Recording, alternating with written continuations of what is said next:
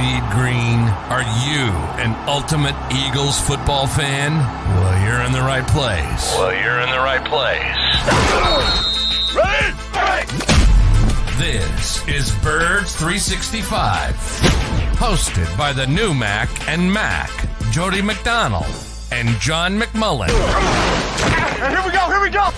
Who collectively have covered and talked about more than 50 plus years of Eagles football. Kick off your day with Birds 365. You'll get debate. We love to argue. You'll get the real story from inside the locker room. And you'll hear from some of the great football minds from around the region. You're about to become an Eagles insider. Get in the game. Join Jody Mack and Johnny Mack and join the football community that flocks to Birds 365. Birds 365 starts right now. Welcome to the NFL. Let's go!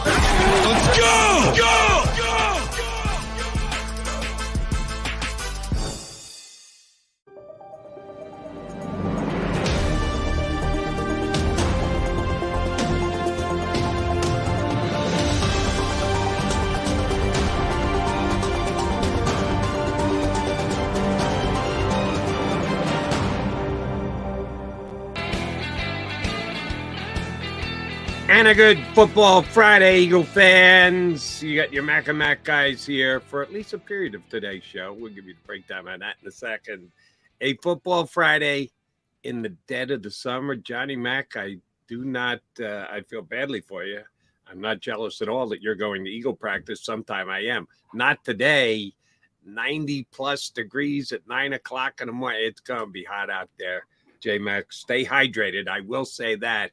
And I was a little surprised when you texted me last night and said, as of now, no changes. They're planning on being out there on the field. Yeah. Could have gone inside. They could have gone earlier. They're keeping it as is, eh? Yeah. I was a little surprised they didn't move it up an hour.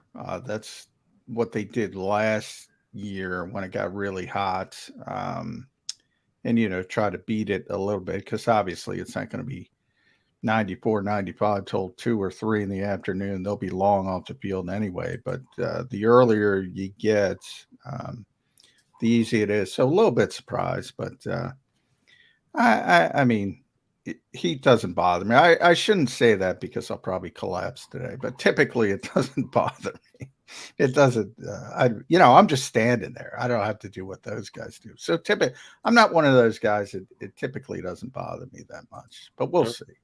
Good on you, but keep the top of that dome covered. And, that goes without saying, Jody. Have water handy just in case. And yes, the Eagle players would be doing a little bit more than you guys standing on the sideline, certainly acknowledged.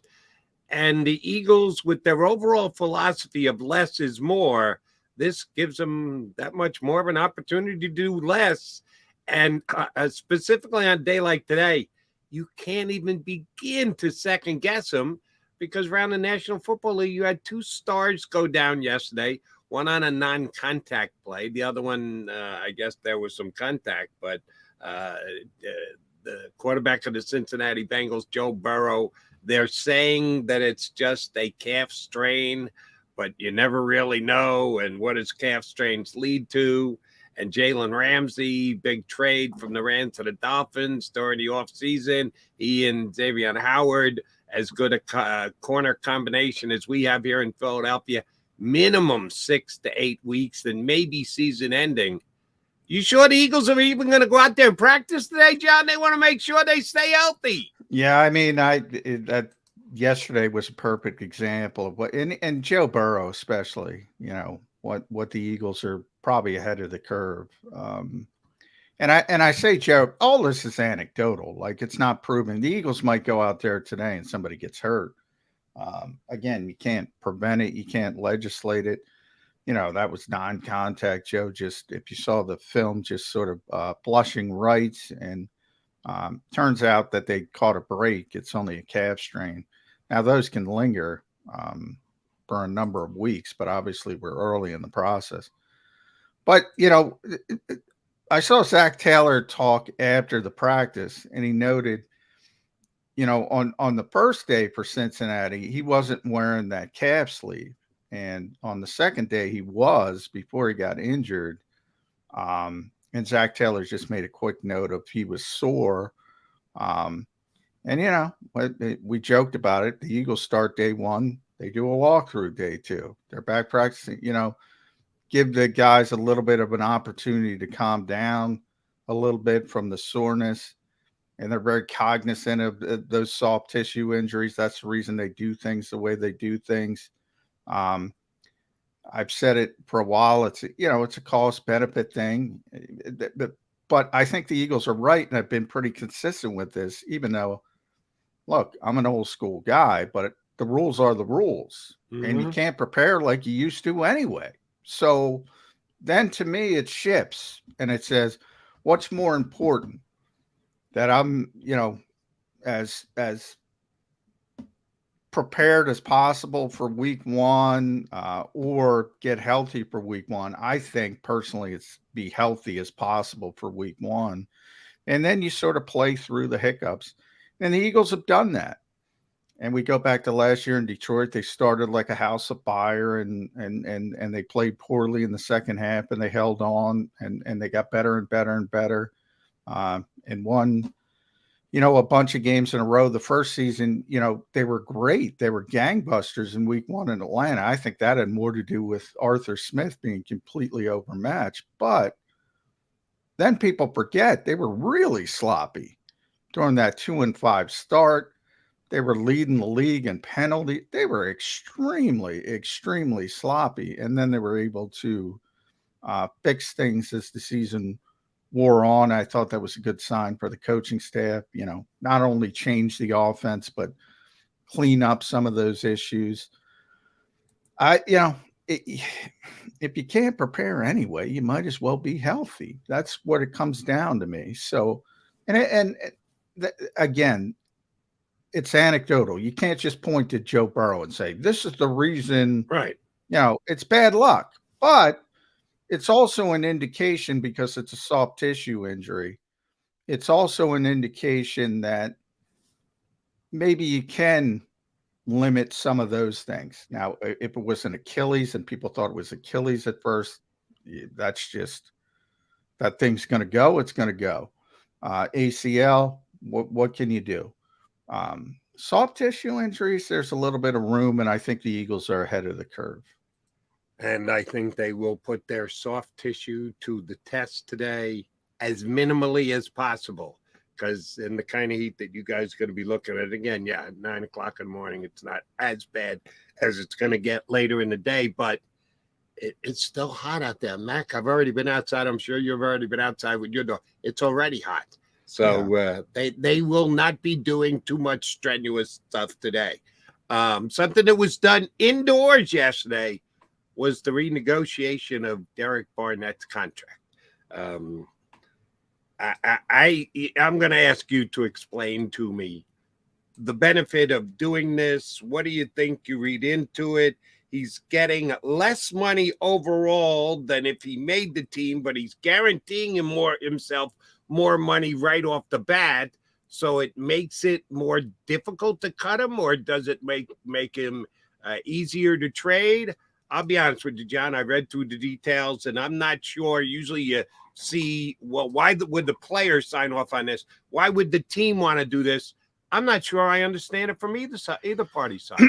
Well, the team, you and I have talked about Derek Barnett a lot. The team likes Derek Barnett more than most of the fan base, certainly more than Jody McDonald.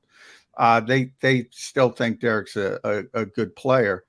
But, and we talk about it in reverse fashion. We always have that conversation. At some point, we bring up a TJ Edwards or an undrafted guy who hits through. At some point, you got to forget about pedigree. We always say that. And I say it all the time. Yeah. And I generally agree with that. But it also works both ways. At some point, you got to forget about he was being a first-round pick and understand, all right, he didn't live up to the billing as a first-round pick, but that doesn't mean he's a terrible football player. He's a solid rotational player. And this is sort of an adjustment to that realization. He's no longer expected to be what he was expected to be coming out of Tennessee. He's expected to be a rotational part. Now, my question, what I don't understand is, how many edge rushers can you use? Now, there's always injuries. We're just talking about injuries. Well, It's a heck of an except the Eagles never get injured because they don't practice. So they're better at protecting their players from injury. If we're talking theoretically, and a whole bunch of this conversation is theoretically, because you never know what's going to happen. The Eagles seem to be of the belief that they've got more of a grasp on controlling they do with than anybody else. I think they do with soft tissue stuff. But again, I brought up, Achilles tears. Well, 2 years ago, it was Achilles for Brandon Graham. You never know what's going to happen. It's a heck of an insurance policy. But if everybody's healthy, like, I don't know where he fits. So it's sort of a tough sort of juggling act, like a little bit like Andre Dillard, but even less, in the fact that you're keeping him around to be an insurance policy. But he's not going to get a lot of playing time if the 4 guys in front of him are healthy. From my standpoint, I say they're renegotiating. That's more of an indication to me they're going to keep him than trade him. But it doesn't prevent them. It's not like you got a no trade clause. Maybe as it goes down the road, they feel more comfortable. They think Nolan Smith's ready to go as a rookie. They say, you know what? Let's spin him off and try to get something. And maybe it even makes it a little more palatable. You get a little bit more coming back with a more manageable number. So I don't think it prevents anything, but they want to keep him. And all I can point to is, and I kind of said it yesterday, or was I on yesterday? Everything runs together. They got to be carried by this defensive line. They really got to be carried. I mean, the corners are very good. I don't want to downplay those guys. But up the middle, they got some issues. And that, the better they are up front, the easier it is on those guys at linebacker and safety. And they're really good up front. But where's that sort of line?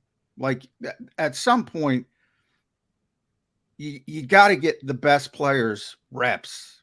And as good as the backups are, they're not as good as the starters.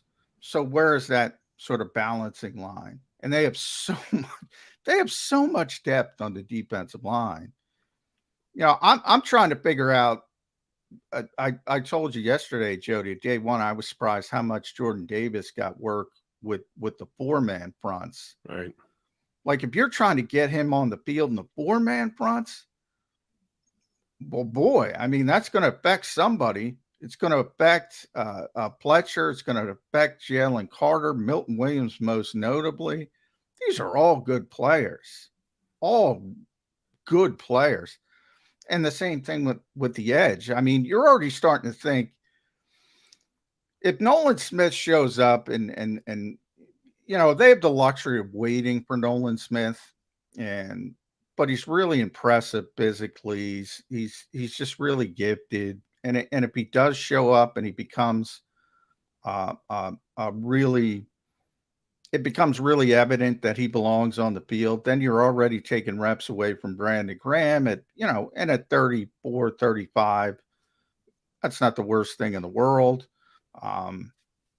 But you want Hassan Reddick on the field in key situations. You want Josh Sweat on the field in key situations. At some point, it's a nice problem to have, but at some point, it becomes a problem because you got to get guys in there. You got to get guys reps. If Brandon Graham plays the same as he did last year, I think Eagle fans should be happy with that. I think the coaching staff should be happy with that. Most importantly, I think Brandon should be happy with that. I don't see him playing more snaps. As good a season as he had last year, and arguably he had one of the best seasons he ever did. If you're a sack guy like me, numero uno at the top of the list. I don't know how he's gonna go in, and Brandon's just not that kind of guy. And getting the coach's ear and go, how am I not getting snapped? How do you pull me on that play? Why wasn't I out there? That's not Brandon Graham. So he's not the one I worry about. I hear what you're saying, John. They got a lot of choices to make on that defensive line, And there's probably going to be a couple of guys who aren't happy with as many times as their number is called. Yeah, I don't think Brandon Graham is one of them. No, and Brandon was already talking about it on Wednesday. He knows his role is to sort of pay it forward and get these guys ready. And it's nice. I think I mentioned Brandon and Darius Slay with that. But I wasn't even talking about guys being unhappy with playing time, because that's true. That's part of it. Guys will be unhappy. But also, even if they are good soldiers, and you're right, Brandon's going to be first in line to be the good soldier. Mm-hmm. But even if they're all good soldiers, how effective are you going to be if you're getting a handful of snaps? A lot of these guys need to get the feel of the game and all that kind of stuff. This is the kind of stuff you talk about with a really good team, because they're too deep almost. And too deep can turn into just right if you suffer injuries, as we said. 2 years in a row. Brandon torn Achilles, Barnett torn ACL. So, history says somebody's going to get banged up, and that's what I think the Eagles are thinking here. And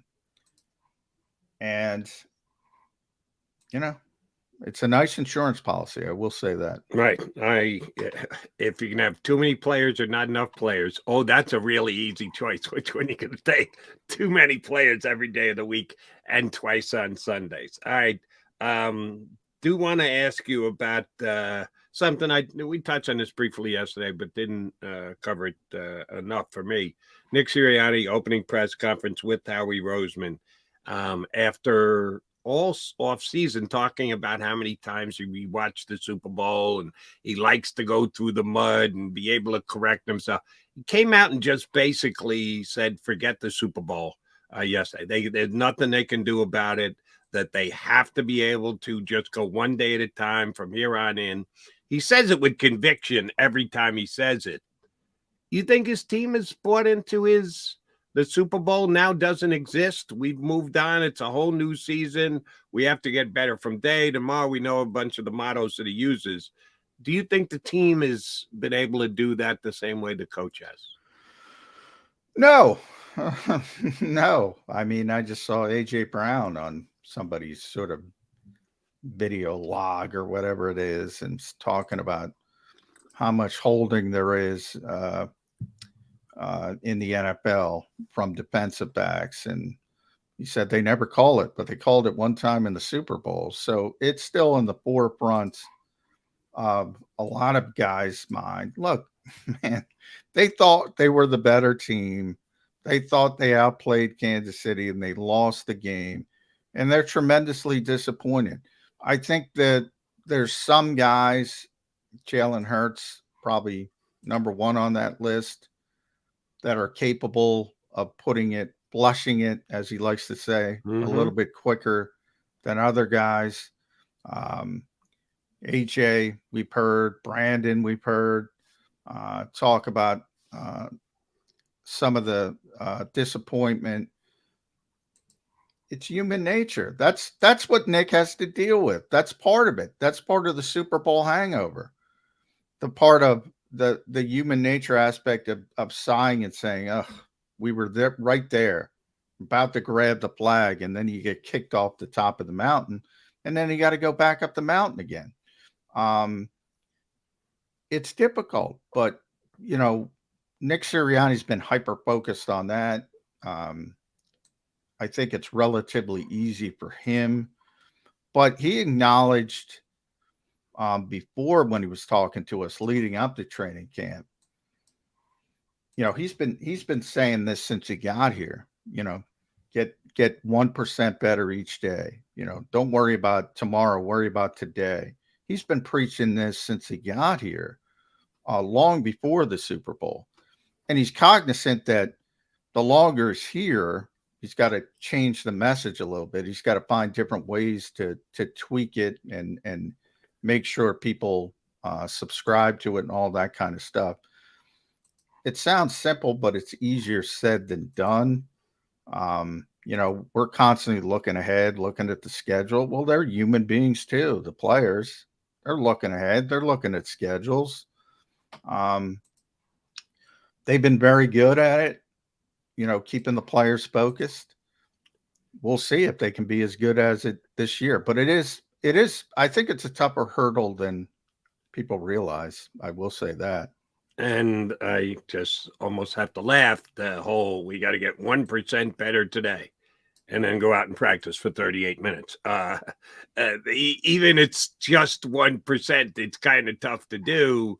They're banking on the talent that the players have accrued over their years, certainly in the league as a Philadelphia Eagle, that they don't have to get repetitious with practices and the like. So how much really are you improving? No, you're well, Nick always points out they do a ton of stuff that nobody sees, and the players, and I saw Geno Smith talking about he turned down the quarterback show as well, and he was talking about he liked the show because it gave the fans an indication of what quarterbacks go through during the week to prepare to play. There's so much that I don't see, never mind fans don't see. There's so much. So when Nick always says they did a walkthrough yesterday, they had meetings, they were there. We weren't there, but they were there. They were working. They had meetings. They had walkthroughs. So when he says get 1% better every day, he's talking to each individual player. Get a little bit better each and every day, no matter what you're doing. And then from the football standpoint, I got to be honest with you. And I said this, I don't know how. I don't know how. And maybe Ted Rath is a name I should mention a little bit more. The Eagles are one of the best conditioned teams in the NFL. They proved it last year. They proved it the year before. I don't know how. They're doing something because they're not on the practice field. And yet, they go up tempo and the other team is gassed and they're not gassed. They're doing something. And I wish I could tell people what they're doing. Well, then maybe you can share this with the people. Was widely reported that all the Eagles passed their conditioning tests, but they've got to take a test before they ever take the field for the first time. Do you know what that conditioning test is, what it includes, what you need to do to quote unquote pass the conditioning test? Yeah, it's not that big of a deal. It's, you just, in the old days, you're just running the field and doing certain things, and obviously different positions. I remember Jalen Reagor bailed. That was a big deal because, receivers, NFL receivers are, even when they're in bad shape, they're in good shape. But it's a floating scale for different positions. Obviously, receivers have to do things a little bit more quickly than offensive linemen, defensive linemen. So everybody's got that sort of gauge. But yeah, it's not that part's not that big of a deal. It's nice to have. It's usually when somebody fails their conditioning, like when Jalen did, his best friend passed away. He was in a bad place, sort of mentally. And he passed it like 2 days later. So generally that's what happens. So I wouldn't put too much stock in that, other than it's nice to have nobody starting on the PUP list. But overall, yeah, I mean, and I mentioned it last year a couple of times because they were so good with tempo, and I'm like, with Chip Kelly, I mean, the Eagles. Yeah, but let me ask you this, John. You referenced this earlier in the show. They kind of ran out of the gas in second half against Detroit in the opener last year. Were they finally conditioned for that? Or did they just? Well, maybe not. Maybe not in week one. And that's part. There's no doubt. Look, they're not going to be at their optimum level week one in Foxborough. They're not. I mean, they're not. They persevered, as I said, both seasons under Nick Sirianni to win those games. And I think people forget year one. Oh, they beat Atlanta. But again, they were pretty crappy for the next number of weeks, both from a sloppiness standpoint So, I mean, it's not like they're not giving up something by doing things the way they're doing them. But again, that's the cost benefit part of it. I think the benefit outweighs the cost, but they're the first couple games are like they're trying to get up to speed. There's how no do we doubt about it. determine that they are a finely conditioned team as you described them as? Well, as the season wore on, again, they would run tempo all the time. And I would watch other teams get gassed and they're just going and going and going and successful. And it to the point where it raised an eyebrow. Now, maybe it's just they got better players. I mean, that's part of it, but better players get tired. I bring up the Georgia guys all the time because one of the knocks on Jordan Davis was his conditioning. Not every player. One of the knocks on him was his a rookie. Every single Georgia player says Jordan Davis has said it. Jalen Carter said it already. Nakobe Dean says it all the time. I haven't talked to Nolan about it, but he'll say it. Every single one of them says we did this is easy because we had tougher practices at Georgia, which I firmly believe. They're not lying. But Georgia's not ready to play. One of the big questions, a lot of snaps. One of the big questions with Jalen Carter is conditioning. How many snaps can he play? Now, part of that is because they rotated so much at Georgia.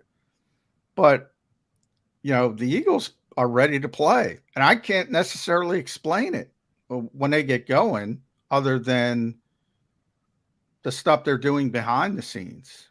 And that's why I say maybe I should bring up Ted Rath a little bit more because, I think his title is player performance, VP of player performance. So he's essentially the head strength and conditioning guy. They're doing a good job with that. All right. No, you got to go. No, you have to talk to Coach Desai Desai first. They rotate coaches on a daily basis. Sirianni was one. You get the coordinators rest of the week.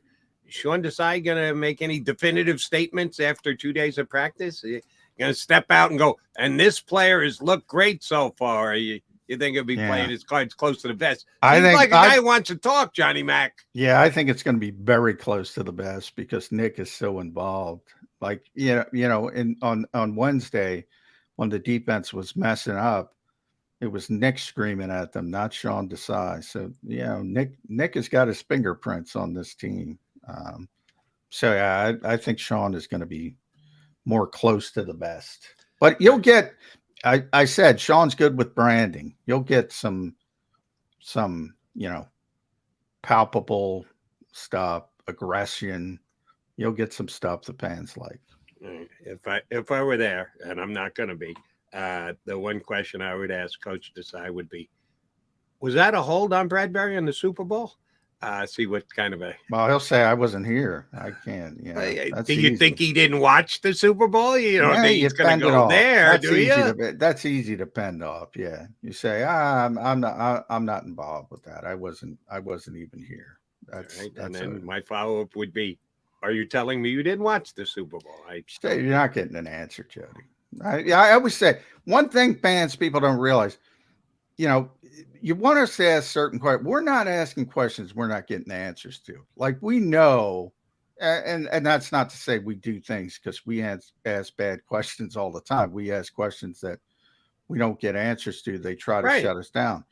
However, at training camp when there's 80 guys, the last thing you want to do is blow a question and then he moves to the next guy. I 100% get and understand where you're coming from, and I agree with you. It's a different setting. Yeah, I see, because you're there every single day, and you got to continue to do the job. I don't give up flying, what. So I just get him on the record not getting on the record about whether or not Bradbury's playing the Super Bowl was all. Or at least I try. All right, go try hard yourself, but stay dry. Get your water in. Make sure you got that bucket hat. I'll see you back here on Monday, bud. All right. Thanks, Jody. Appreciate it. And thanks, Mark Barzetta. I see you in the green room. Billing in. Mark, there we go. I got a thumbs up. Pick up the slack for Johnny Mac. He's got to get to the over to Eagles camp for a day in the sun. Good luck with that, bud. All right, I'm going nowhere fast. I'm coming back. And yes, Mark Barzetta is going to join me. He's going to hold down the fort, jumping in for Johnny Mac for the next hour and a half here on Birds 365.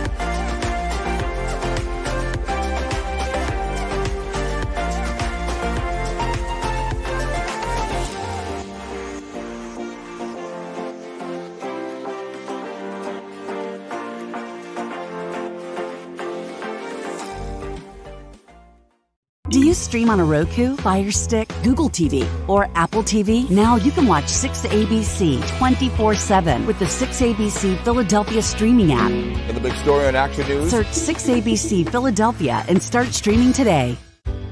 Go passionately. Go fearlessly. Go confidently. Go Birds! Go confidently towards your goals with First Trust, Philly's hometown bank for nearly 90 years, and the official bank of the Philadelphia Eagles. We're focused on getting you over the goal line. So go with conviction, go with trust, Go Birds! and go forward with us by your side. First Trust Bank, the official bank of Philadelphia dreams. Oh, and go Birds.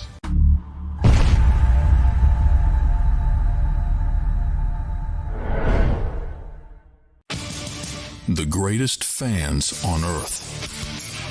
It's a bold statement, but would you expect anything less from Philadelphia? 58 years of heartache creates a toughness, a grit, a resolve not found in most. Sure, our prayers were answered, but now that we've had a taste, we're looking for more. Pondley Hockey, official partner of the Philadelphia Eagles. All right, did you know I was the Mommy Slam Dunk champion? Really? Yes, really, don't sound so surprised. Let's see it. Oh, you're ready. All right, here we go. Let's hear the crowd. So go to right, go to left, fake 'em out. Mama, go up, mama! She did it. Again? You can't avoid gravity, but United Healthcare can help you avoid financial surprises by helping you compare costs and doctor quality ratings. United Healthcare. Uh-huh. EAGLES, Eagles.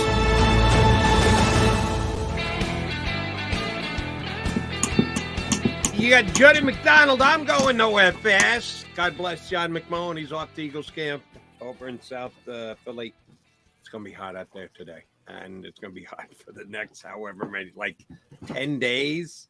Yeah, I like sitting in the comfort and climes of broadcast studio in the Shea McDonald home. Mark Barzetta likes doing the same. He doesn't look sweaty at all. No. You're not sweating, are you, Barzetta? No, I did all the lawn work yesterday. I did the trimming. I did the mowing, and then just hung out. Did you really get out there and do that? Yes, absolutely. Nuts? Well, see, the difference is, and you know this, Jody, we made the move to the suburbs, and in the suburbs we bought a house that has a pool.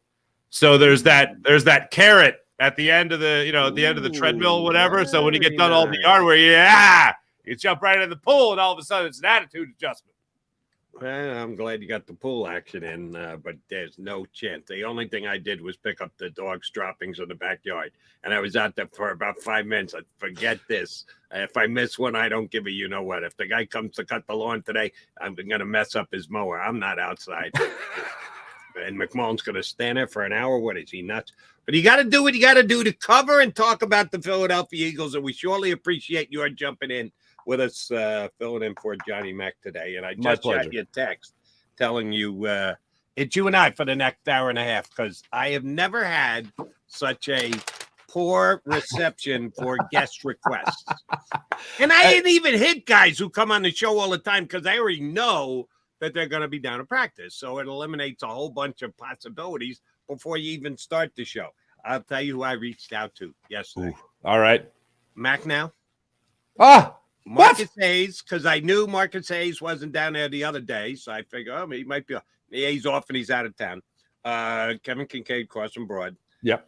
Buddy of mine from Sirius XM's NFL network already left for his camp work. He's in Arizona. He goes, yeah, I'm not getting up at 6:50 for you, Jody. Sorry, I'm in Arizona for the camp. Andrew DeCecco, I didn't know which of the Inside the Birds guys were going to be there. Inside the Eagle guy going to be there, not there. He couldn't do it. Damo, no can do. Matty V, my buddy Verderam from Sports Illustrated. Ross Tucker, no. And the final, Ricky Ricardo, I put the request out this morning. All the other ones I hit last night. Ricardo said, yeah, I'm going to be somewhere over Carolina at that time. He was just getting onto a plane. He had a day off from the Yankees. So he ran home to Florida to get something done. And now he's got to fly back up and call the Yankee game tonight. So that's an 0 for an 11. Farzetta. Wow. And not one did I mention with Mark Farzetta, because if I had done that, then I knew I was taking an 0 for an 11. So I just kept it all on me. I took the 0 for 11. So you and I are going to BS about the Eagles for the next hour and 25 minutes if you're up for it. Well, that is yeoman's work, my friend. Yeoman's work. The thing that does suck is about doing a show is that the booking guest part is always rough. And you were kind enough to come on my show this morning. We talked a little baseball, but you always feel like, we're trying to interrupt somebody's day to come in and just talk some birds. In this case, yeah, that can be a rough one, especially training camp time. And we've got some very good and loyal guys, and very good when they come on the air with us. So I'm overall not complaining. It just all seemed to add up in the last 24 hours that everybody's out of touch, everybody's out of hand. But that's okay. You and I got plenty to talk about. Certainly. Where I want to start with you is the same place I started with John. Well, actually, no.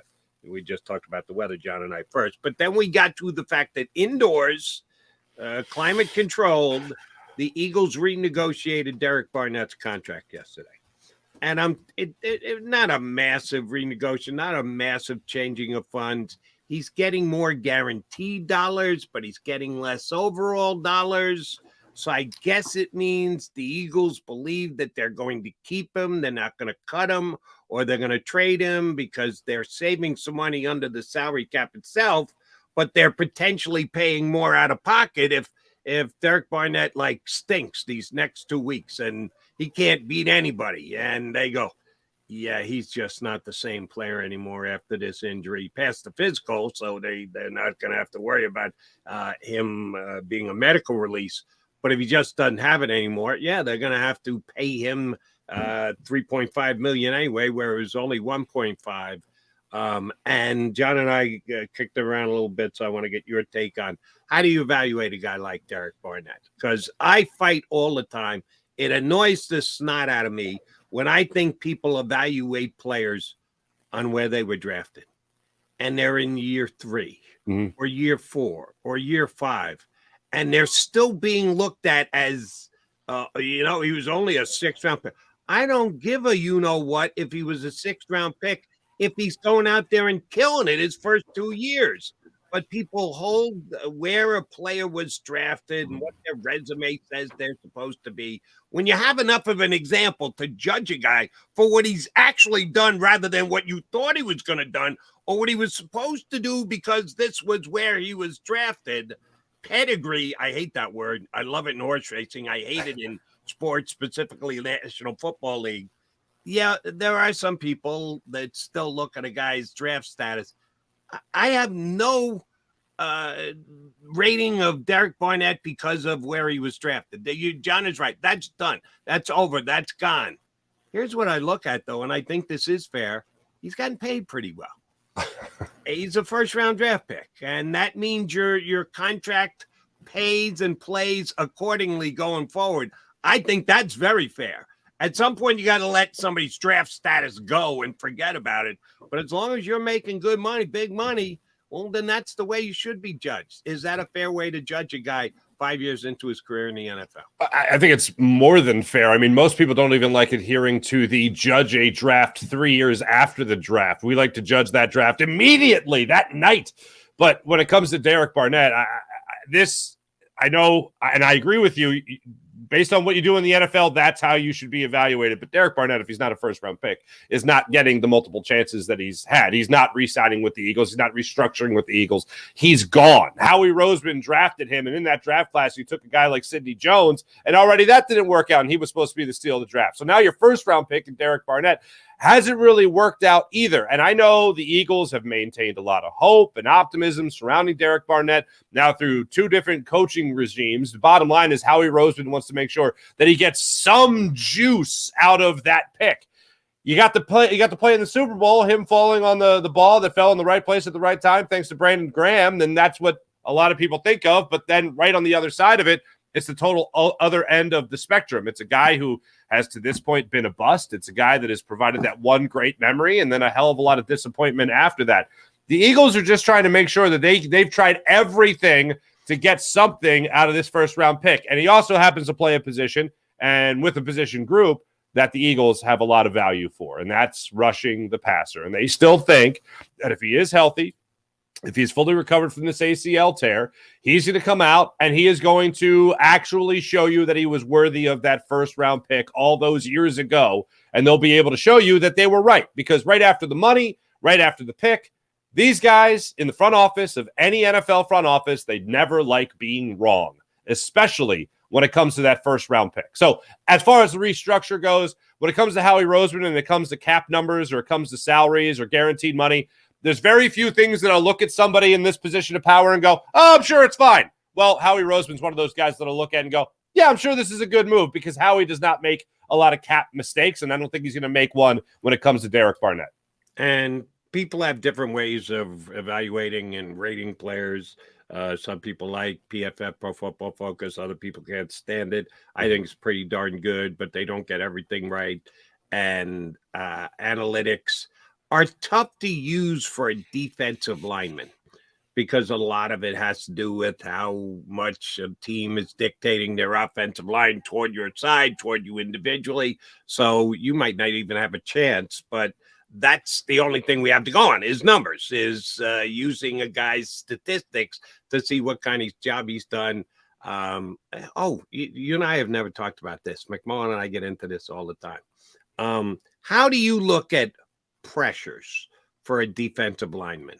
The stat category of pressures, which number one is a little subjective to begin with. So you need an official scorer who there's that cutting edge. Did you actually force the quarterback to you didn't touch him? Right. How many feet do you have to be within him?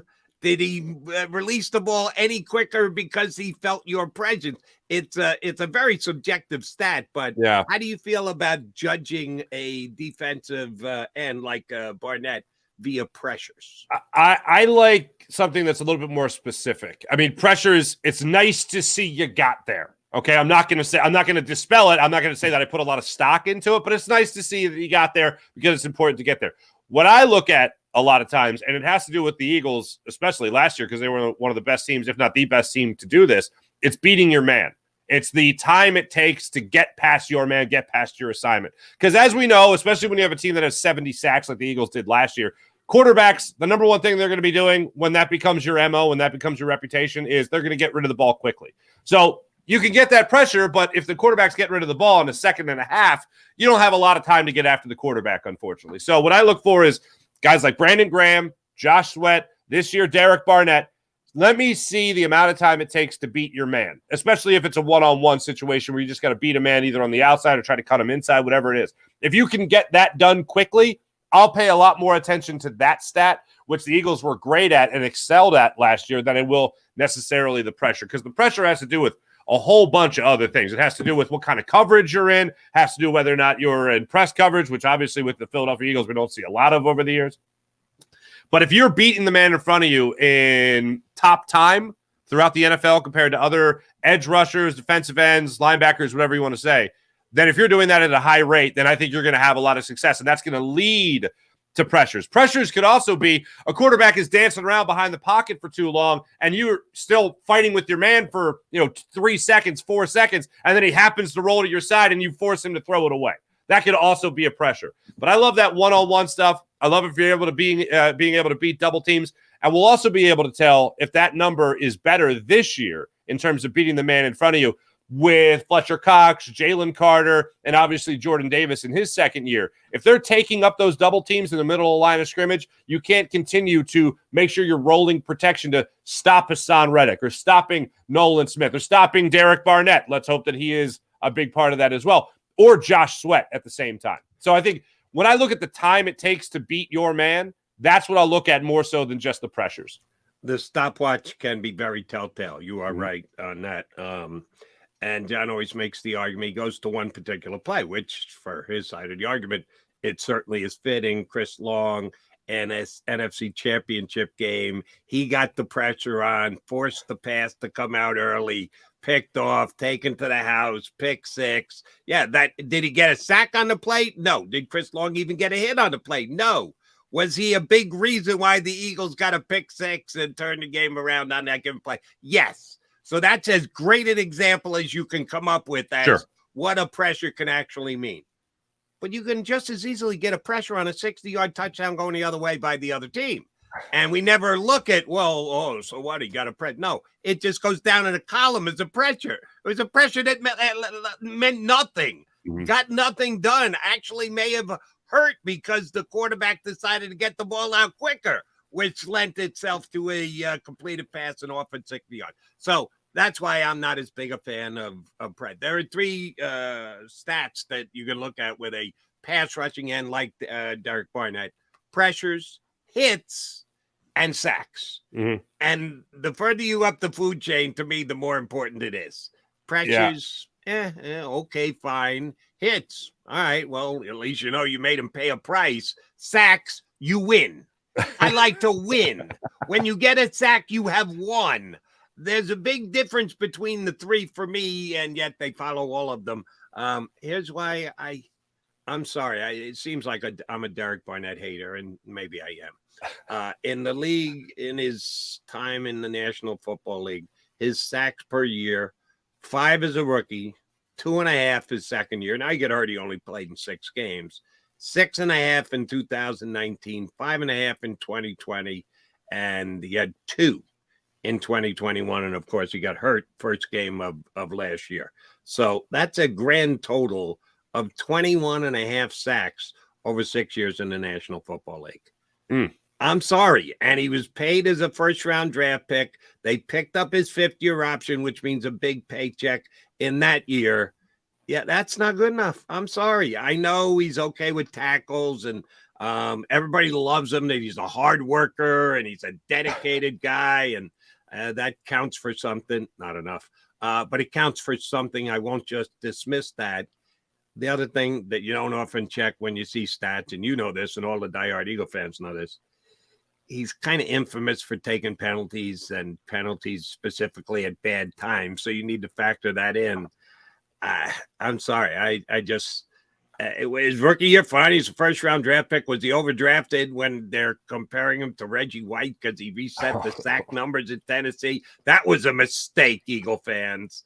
But he just, with the salary that he's been taken down, he just hasn't been a good enough player for the Philadelphia Eagles. And with yesterday's restructure, looks like he's going to be here again, Farzy. I think most people, and I'll look at the people in the chat here as well, but I think most people look at Derek Barnett and I think their attitude is, okay, show me. Like the front office has confidence in you because the front office took you in the first round and they're still paying you. And they're, like you said, they're picking up the option and restructuring and all that. But okay, like, show me. Like, show me you're worth that pick. Show me you're worth this money. Show me you're worth a 5-year roster spot at least. And look, again, the play in the Super Bowl, him being in the right place, right time, that's great.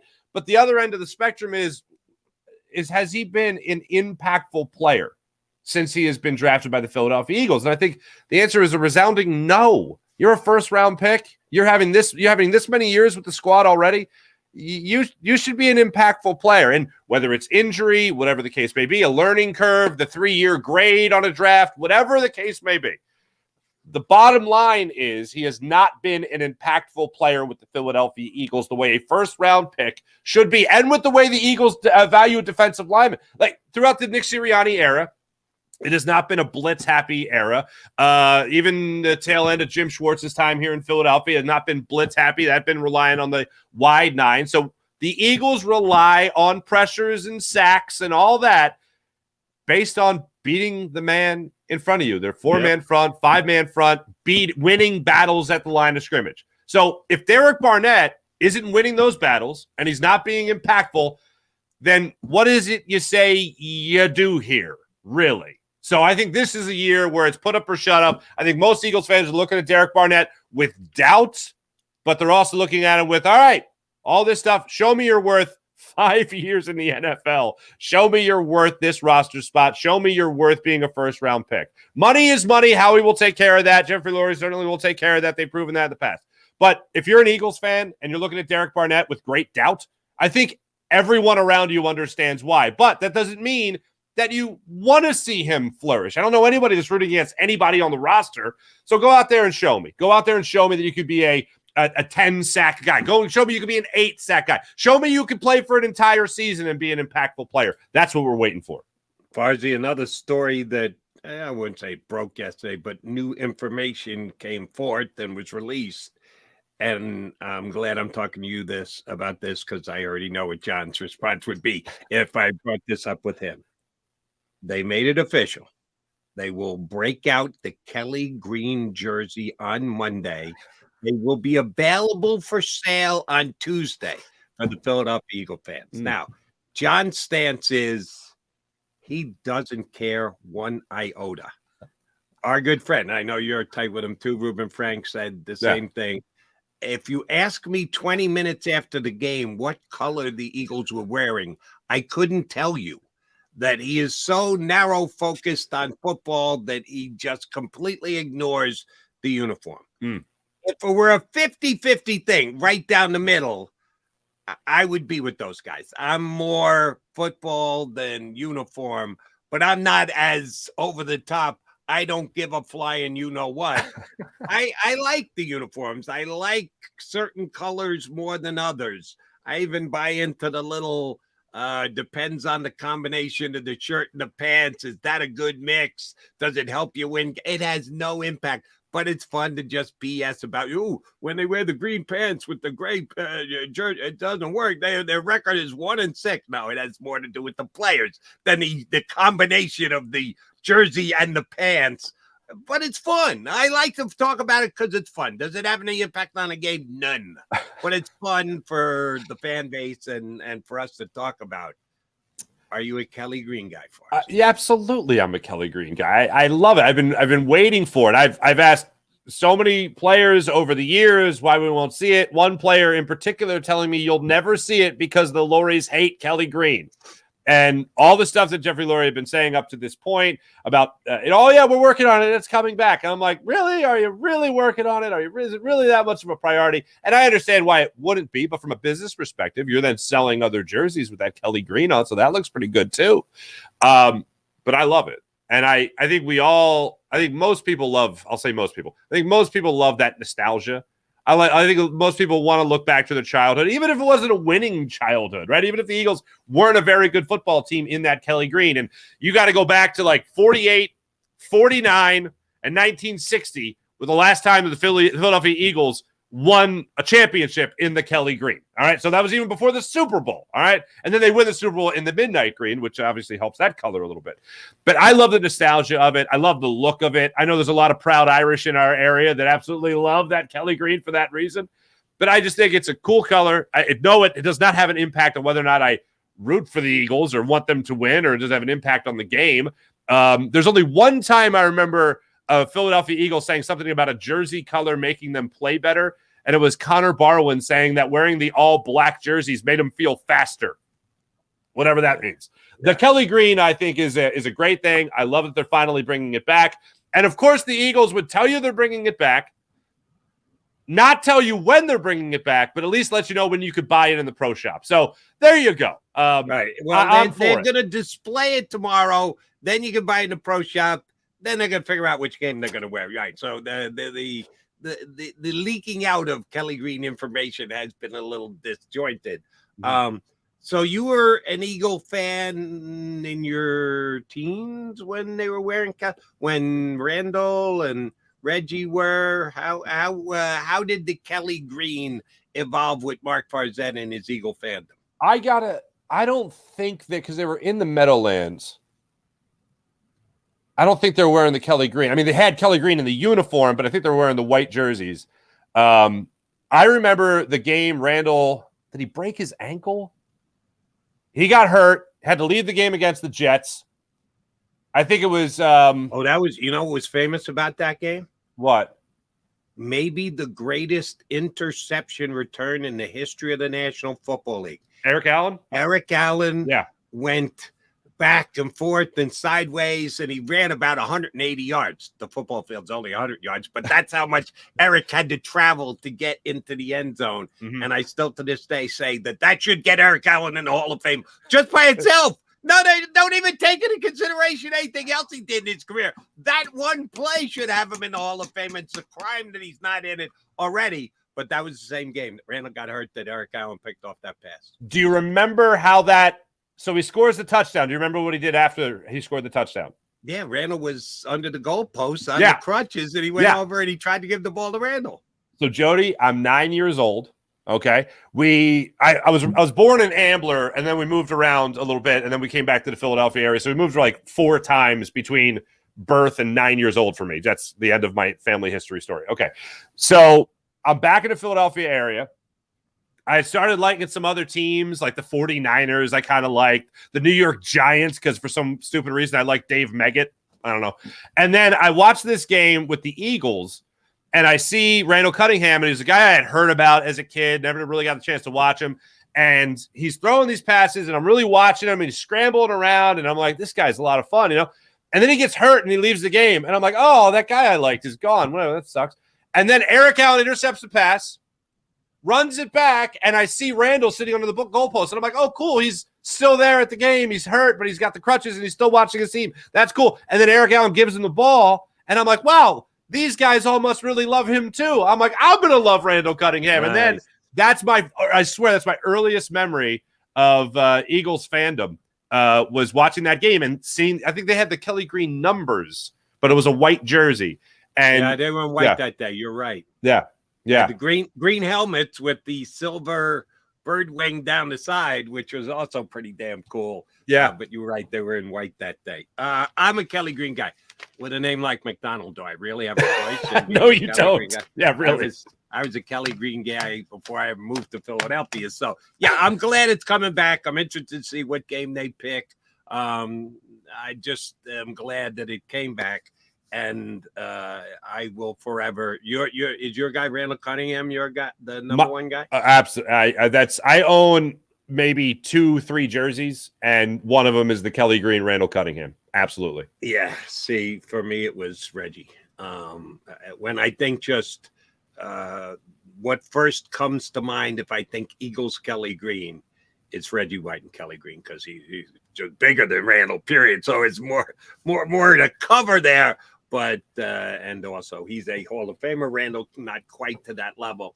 Yeah, that's the first name that comes to mind for me when I think Eagles Kelly Green.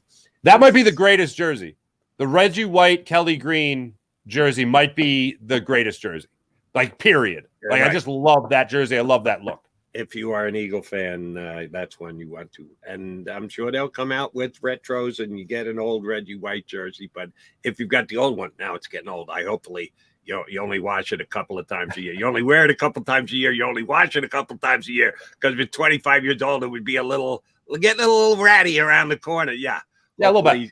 You've taken good care of your Reggie White Kelly Green jersey. All right, he's Mark Farzetta. I'm Jody McDonald. We are Birds 365 today. Johnny Mack already headed over to the NovaCare complex.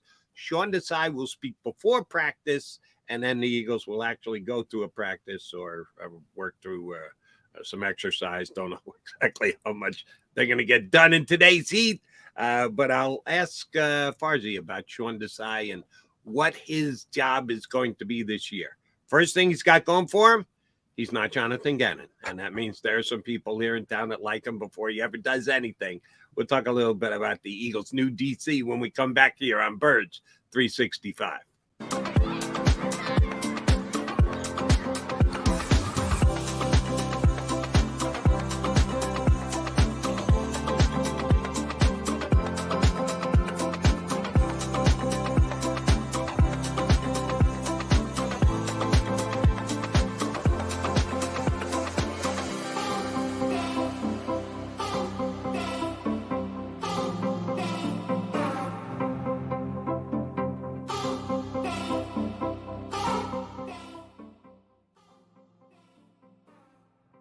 Heading down the shore, have a ball once more. Here, imaginations run wild and time stands still.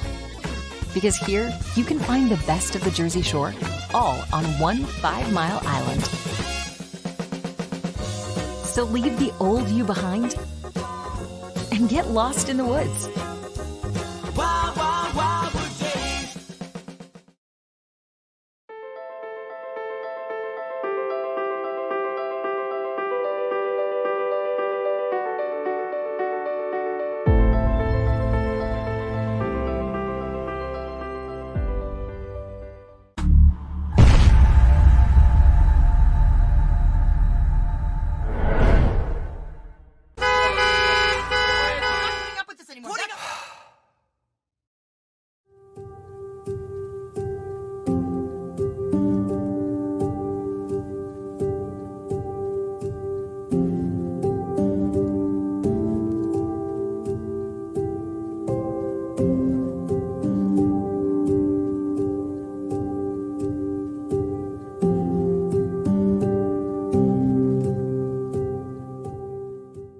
Score and save in southeastern PA and Delaware with Colony Pools this football season, and let the experts close your pool with a custom Merlin safety cover in green for the birds. And if you join our Winter Watch team, we'll give you another 20% off, and Colony Pools will handle it all.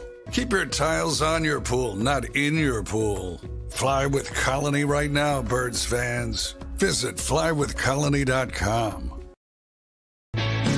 Hi everybody, my name's Jason Lombardi. I'm an inspector at DryTech. At DryTech we offer 3 major services, the first one being basement waterproofing. The second service we offer is foundation and structural repairs. And then the third service that we offer is mold remediation. If you feel you are having a waterproofing issue, give DryTech a call or check us out online.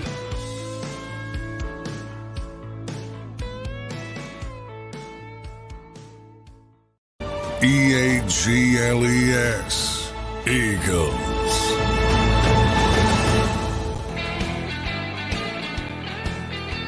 Hour number 2 on a football Friday here on Birds 365. Johnny Mack already took off for the NovaCare Complex. Sean Desai going to meet the media soon, as a matter of fact, before the Eagles practice gets underway at 10. John was thinking they might move it up because it's supposed to be 90 degrees by the time they take the field at 10 o'clock. It's going to be a hot one here in the Delaware Valley, folks. They didn't. They're keeping their time frame, and Desai's going to talk at about 9:30, and they'll take the field at 10. So I wanted to get your thoughts on Sean Desai there, Farzy. Mark Farzetta in for Johnny Mack, as a matter of fact, as you can see. Much better tan than either me or Johnny Mack. That one's not close. And for those of you tuning in to Birds 365, right when we start every day, get here a little early. You catch the Farzy Show right here on the JAKIB Media YouTube channel.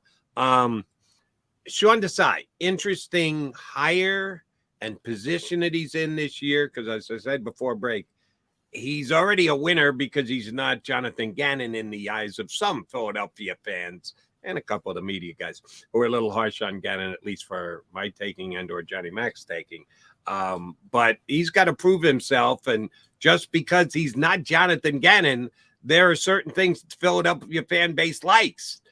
Blitz, and then blitz some more. And when you're tired of blitzing, blitz again. I don't know that you're going to get that with Sean Desai. I think the reason he's the defensive coordinator is because his mindset is much like Nick Sirianni's, who gave him the job, which was much like Jonathan Gannon's.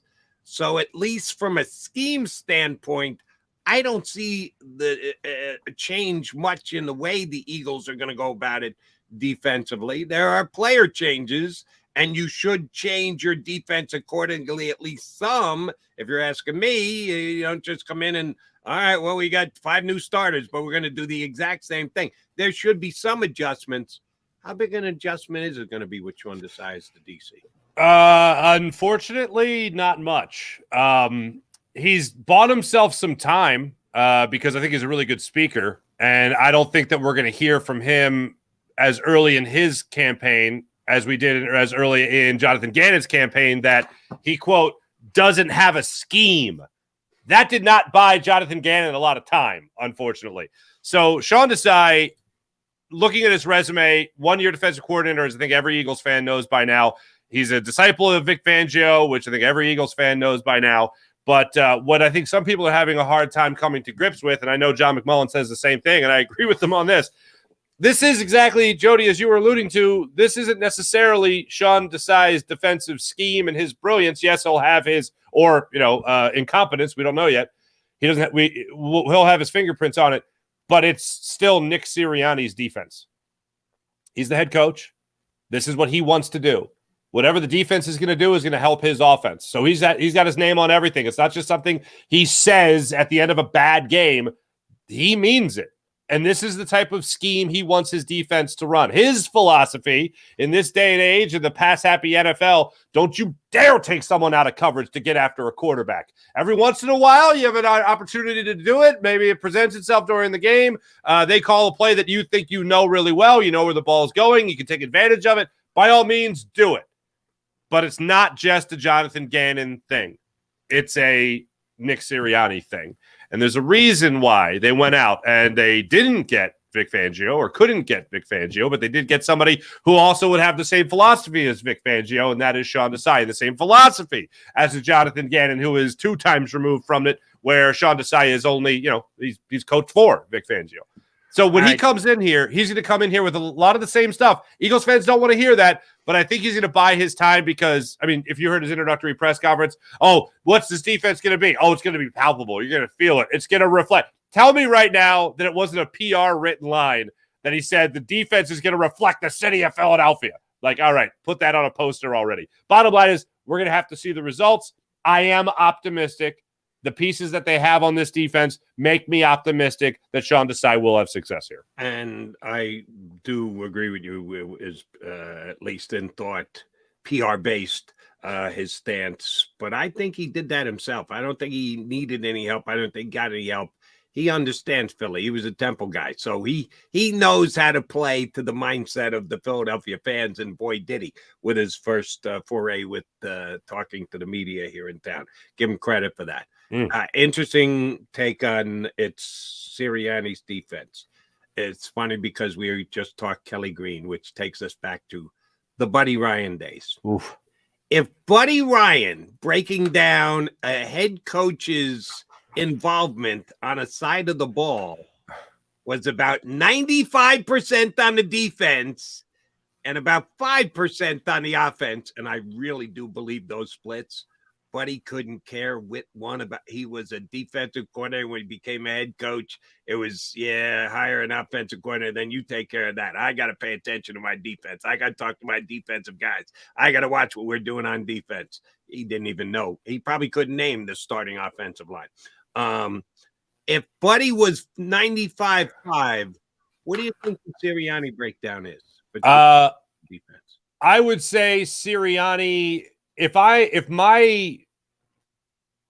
my thought process is correct, was I talking to some people, it's pretty correct. This doesn't make sense from a building standpoint, but if you're to build a house, Sirianni is giving you the outside of the house and then saying, do what you will inside the house. So put your bathrooms wherever, your bedrooms, whatever, but this is how it's all got to fit into this overall general scheme, meaning not being overly aggressive, not taking people out of coverage. You follow these parameters, here are your guidelines, and then from that point on, you do what you will. I would say, what does that make up for a defensive coordinator? Is 25% of your job already done? So that's more than Buddy. That's more than Doug Peterson, I think. But that, to me, is what Nick Sirianni does. He provides the outside structure, the drawing of what it's going to look like, and then you call the plays, you do what you got to do to make sure you have success within that framework. But that's overall the philosophy that Nick Sirianni wants to have, and I think that's what he hands to Sean Desai, and Sean Desai says, okay, all right. Now, some of that's already done by what you hired because you hired another Vic Fangio disciple, so you're going to see a lot of the same stuff anyway, but that's what Nick Sirianni likes. But are you suggesting that he's the same with the offense as he is with the defense? No, because he's actually doing the game. I don't think during the course of the season, he's constantly in the room with the defensive coordinator or with the defense, I should say, like he is with the offense. Right. That's where I was seeing the differentiation between the percentage breakdown. Because, like I said, couldn't even name half of the guys on offense. He met Randall, right? Like they've met? No, anyway. I think he could pick him out of a lineup, but it might be an educated guess. No, but I do think he's far more with the offense. But I do think he sets the parameters, which I think would account for about 25% of the defensive philosophy. And then the other time he's with the offense. And he's not even calling plays, which I think also gives him opportunities to check in on that defense even more. Agreed. And I think that at least the guys and the quote unquote core four, which I love what Kelsey said the other day. You mean the old guys when people talk about he and Lane and Fletcher and BG. Yeah, that's exactly what we're talking about. The old guys, of which you are one. Everyone is singing the praises of Brian Johnson. I know it's just one day. Yeah, they had the OTAs, but the first day of actual camp activity, and they said he's a good communicator and he's involved on every aspect of the offense, which you need to be if you're a good offensive coordinator. But he's not calling play. Even if he was calling play, they're not trying to fool the defense day one in practice. Are you with me? Same thing. I'm sorry. Until I see it with my own two eyes, replacing the ability to call plays at the right time on the right down against the right defense. We saw Shane Steichen do it for a year and a half. Yeah. And he was outstanding at it.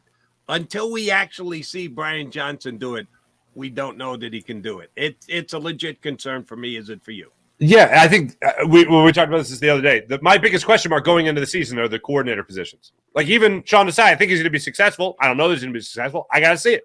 Brian Johnson, never called plays before. He's been an offensive coordinator at the college ranks. Let me see him do it at the pro ranks now. Let me see how that works. And yes, as you pointed out, big shoes to fill with Shane Steichen. But I know it's training camp. I know everyone's really excited and amped up for football, and we all should be, right? But the praise that has been sung about Brian Johnson already is like the praise that's been sung around Nolan Smith. Like I've seen tweets that Nolan Smith looks fast, and people are like, "Oh my God, he looks fast! Oh my God!" And it's like, yeah, okay, he looks fast in shorts and shells. Saying that Brian Johnson is a good communicator, as Jason Kelsey did, and good on him for saying that. I feel like people are taking that comment and they are running with it. Jalen Hurts, the person that knows Brian Johnson better than anybody at the NovaCare complex, when he was asked about Brian Johnson and the differences and what he likes, he even was reserved in his comment. He said, we haven't really done anything. It's day one. Like we haven't done anything yet. But people they want something to cling on to, something to grab and say, oh, this is the reason why they're going to have success. Look, we know already they're going to have success.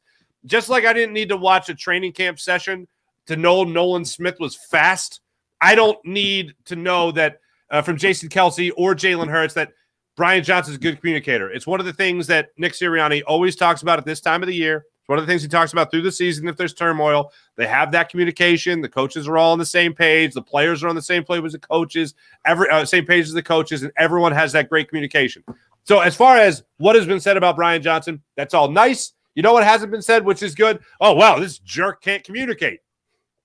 That would mean something. But the fact that he's been here, he knows these guys, I have to see it like you, Jody, for all this to come together, even in a preseason game, just to get a taste of that, and then obviously see it come in for the regular season. They did take the company line. I will agree with that. Yeah. I just thought it would evoke a response for you, and I was correct.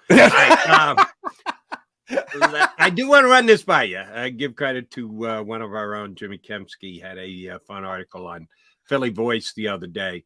I'm going to run by the way that he broke down. He called it the hierarchy of the Philadelphia Eagles heading into the 2023 camp. And he affixed descriptive adjectives, phrases, sentences with the players. I'm going to run them quickly by you. If you like them, just say exactly. Or if you go, whoa, he's leaving this guy, or he's really saying this about this, just give me your reaction to the way that he breaks down the players. I thought it was a fun read the other day. All right. Face of the franchise is who, Farzy? I mean, it's Jalen Hurts. Jalen Hurts. Very Yeah, good. yeah. Active legends and future Hall of Famers. Okay. Who do you think's there? Jason Kelce. That would be one. It was Hall of Famers. Future legends was the other one. Active legends. Active legends. Future Hall of Famers. Okay. Active legend Jeff Stoutland. He's going to be a legend in this city. Only players. Coaches not included. Well, I'm adding. Good point, though. I'm making an amendment. I agree with you, but he did not make the cut because he's not going to pull on a uniform this year. Copy that. Okay. Jason Kelce, Lane Johnson, Brandon Graham. Fletcher Cox. All right. Well, I guess I need to give you the next category. Oh, boy. Active legends, but not Hall worthy. Oh, snap. Fletcher Cox. Brandon Graham. There you go. Stop right there. Okay. Active legends and future Hall of Famers, Jason Kelce, Lane Johnson. Okay. Active legends, but not quite Hall worthy, Fletcher Cox and Brandon Graham. Very good. You and Kempsky on the same page. We do have crazy brains. Star players. A.J. Brown. That would be one. I'm going to go Devontae Smith. No. Dallas Goedert. No. All right, Darius Slay. Think last year. Think best maybe Eagles season of all the players, if not A.J. Brown. Last year? Defense. Darius Slay, James Bradbury? Sacks galore. Oh, my God. Hassan Reddick. Hassan Reddick. Star players, A.J. Brown and Hassan Reddick. Oh, my God. On the verge of stardom. Okay. Once again, Farzy revisits names he just threw out there. On the verge of stardom. Ooh. I'm going to go verge of stardom. Josh Sweat. Is one of them. Very good. With the Josh Sweat. Okay. Think opposite AJ. Devontae Smith? Yeah, Devontae Smith on the verge of stardom. See, I got to disagree with this Kempsky fella. And him and I might, enjoy the same pre-flight beverage. You're saying Devontae's already a star? I think he is a star.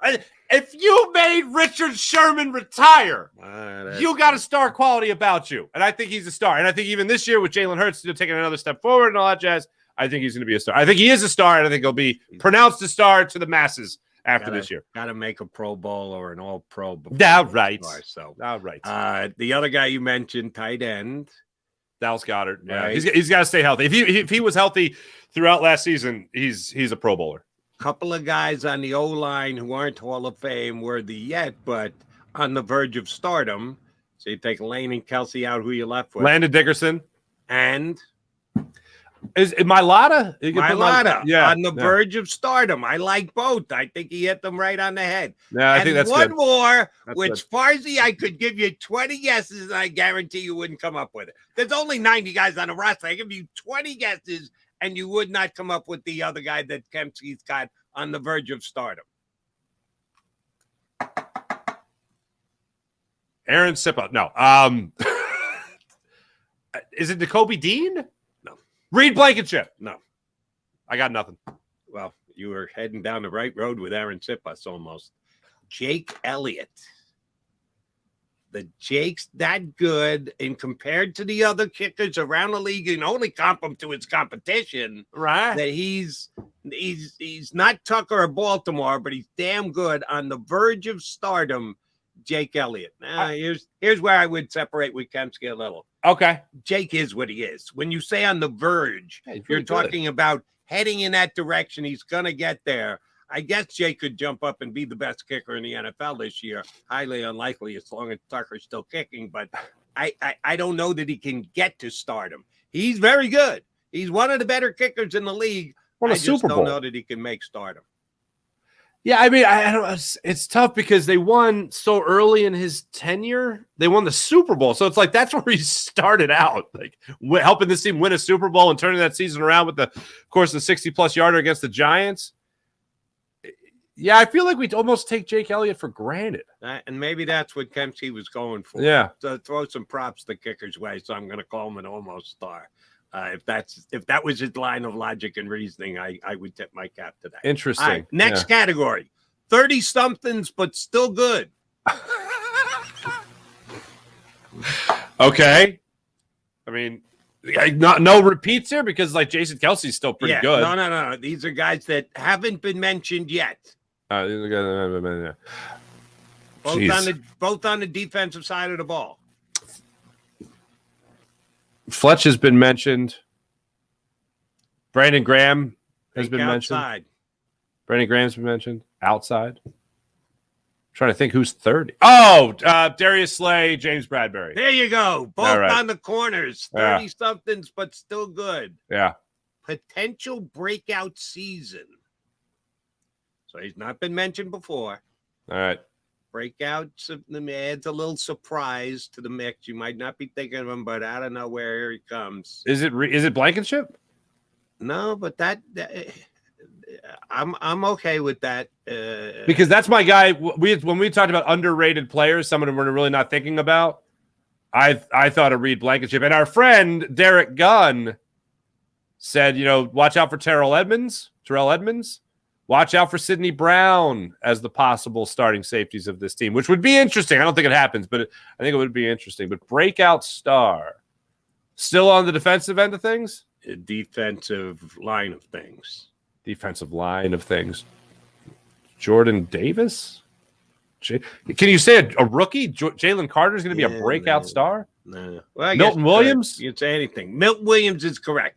And if I was being completely fair to you, Farzi, I would have given you all the categories first, and then you could figure out who slots in where. I'm just going down straight down the list. No, you're doing it the right way. I'm making it more difficult on you, and you're doing a hell of a job. You're doing it the right way, because if you would have done it the other way, my idiot brain would have had to write down everything you told me and then been like, you're going to watch me take the SAT, which I know is just riveting. All right, you mentioned rookies, and where do you put Carter in there? This is a non-rookie question, but damn close to it.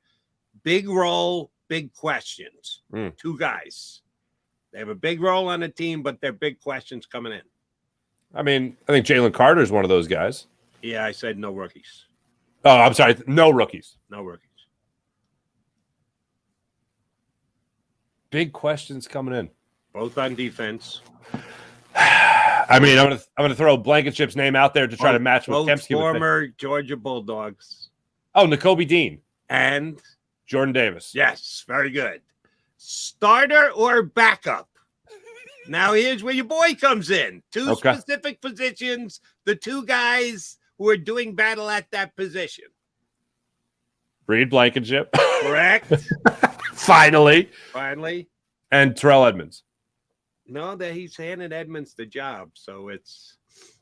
Oh, he's handed Edmonds the job, so it's Sidney Brown. Yes. Okay. Reed Blankenship and Sidney Brown, and the other big camp battle to be determined is... I'm gonna have to text Kempsky what a crazy man he is. What's the other camp battle ongoing as it is? Certainly not deemed a starter yet. Right. But day one guy got the nod over the other. That would be who? Juergens versus Tyler Steen. Yeah. Tyler Steen would be the other. I like that category, starter or backup. Exciting rookies under the microscope. Here's your boy. My boy. Jalen Carter. And his former dog teammate. Nolan Smith. Nolan Smith outside. Very good. Those are the two exciting rookies under the microscope. Sure. Roster lock, expanded role. Roster and has lock. Not been mentioned yet. Roster lock. Lock. And expanded role. Specialized role. Specialized expanded role. I guess. Where the hell did I come up with expanded? It doesn't say expanded here. I read specialized as expanded. Specialized role? If it's working, it will be expanded. I can guarantee you that. Is it a running back? Oh shit. My bad. Two different there are two roster lock categories. One is expanded role, one is specialized role. I didn't just make it up. I read two different lines. So the expanded role is who? The position you just asked about. Kenny Gainwell. Kenny Gainwell. Very good. Bada boom, bada bing, that baby. nail on the head. All right. The one that I misread, lost to rock specialized role. So he's already in for sure, but the role he's going to have is very specialized. Quez? Not Quez. I got nothing. Avante Maddox as your nickelback slot corner, specialized. Oh, I call hogwash. Okay. Nickel corner specialized anymore, Jimmy. Come on. Kind of the base defense. You're right. What are we doing I'm kind of here? with you on that one, Farzetta. What kind of list is this, Joe? And Britton Covey, who is, he's a lock. John said this the other day. They don't have anyone else who can return punts. That's true. Devontae Smith could do it, but they're not about to put him at risk. So Covey can't be cut. So the lock to make the team, I have to agree with both Jimmy and Johnny Mac. Okay. And I guess it's specialized because you don't usually think of punt returners as locks to make the team. Yeah. And he's like the fifth wide receiver who's never going to play. He's never going to be on the field to actually catch a pass. Yeah. So it truly is a specialized role. I agree wholeheartedly with Covey, but I'm with you, Avante Max. Specialized? What are you talking about? He's on the field most of the plays. That's not specialized. Cautious excitement. It's a name we haven't mentioned. You have neither three different players, none of which have been named so far. Cautious excitement. Is it DeAndre Swift? That's one. I don't like it. Think partner back there. Rashad Penny? That's two. Got one more left to go on the opposite side of the ball. On the opposite side of the ball, cautious playing excitement. well in practice this spring, so people are thinking he could step in and grab a starting spot, even though he spent more time on the practice squad last year than he did on special teams for the big squad. I'm stumped. I don't even know. Christian Ellis. Excitement. Here's a fun Jimmy one. did another category, did he? Anyway, he's got a ton of category. And I know we got to get the break, Zander. We will in just a second, but we're having too much fun with this. Hope they don't have to play, but happy that they're here.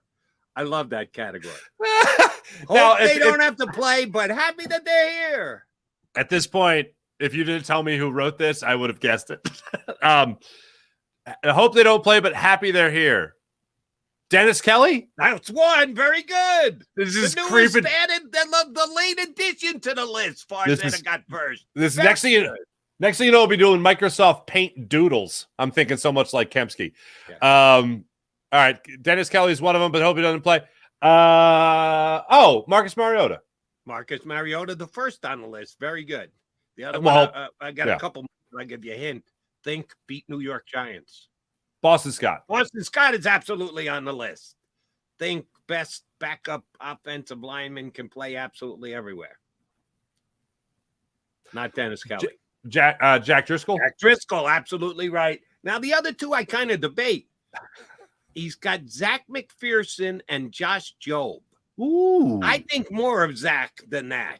Happy that they don't have to play. I'm going to be good when Zach plays this year. I think that for a fact Avante Max is going to get hurt at some point because he always does. I think Zach's going to go in and do a good job. So I don't buy that one. And Josh Jobe, I think, is more to be determined. Let me just run. I know we got to get the break, but let me just I won't make you guess on any of these. I'll just fill in. New vets we'll know more about soon. Alameda Zacchaeus, Terrell Edmonds, Nicholas Morrow. Yeah, all three could go one way or the other. Like that, we'll know more. Honeymoon period, Keely Ringo and Moro Ojomo, right? First-year players, blah, blah, blah. The team likes them more than you do.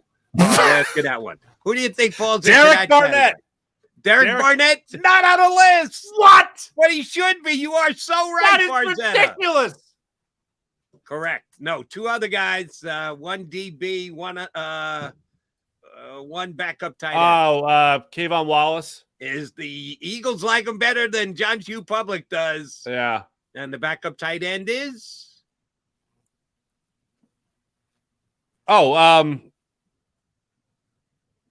Stoll. They went Jack Stoll over Calcaterra.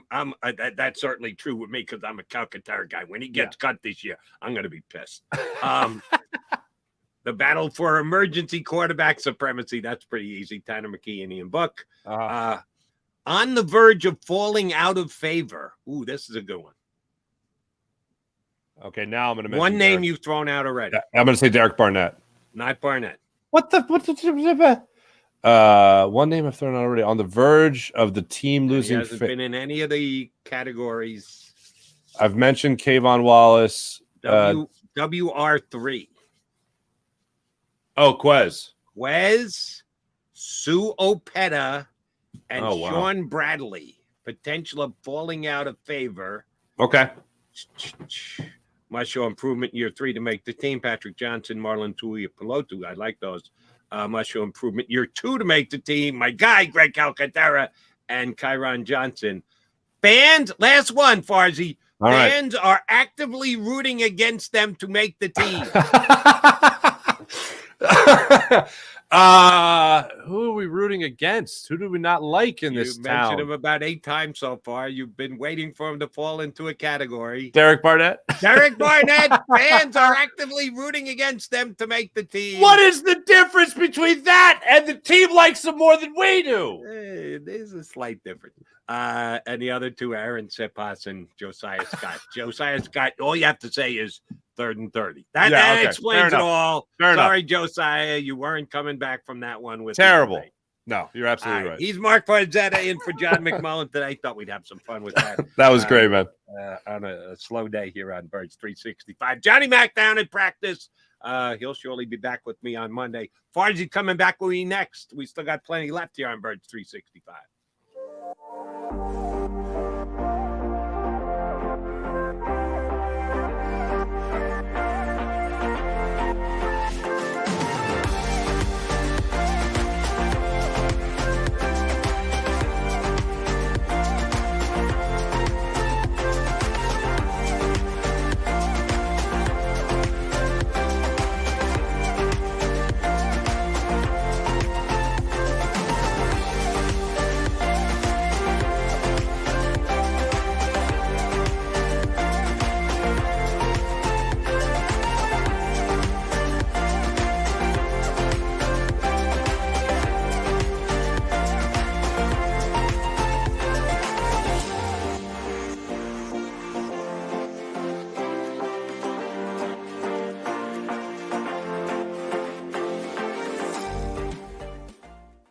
Do you stream on a Roku, Fire Stick, Google TV, or Apple TV? Now you can watch 6ABC 24/7 with the 6ABC Philadelphia streaming app. For the big story on Action News, Search 6ABC Philadelphia and start streaming today. Go passionately. Go fearlessly. Go confidently. Go Birds! Go confidently towards your goals with First Trust, Philly's hometown bank for nearly 90 years, and the official bank of the Philadelphia Eagles. We're focused on getting you over the goal line. So go with conviction, go with trust, Go Birds! and go forward with us by your side. First Trust Bank, the official bank of Philadelphia dreams. Oh, and go Birds.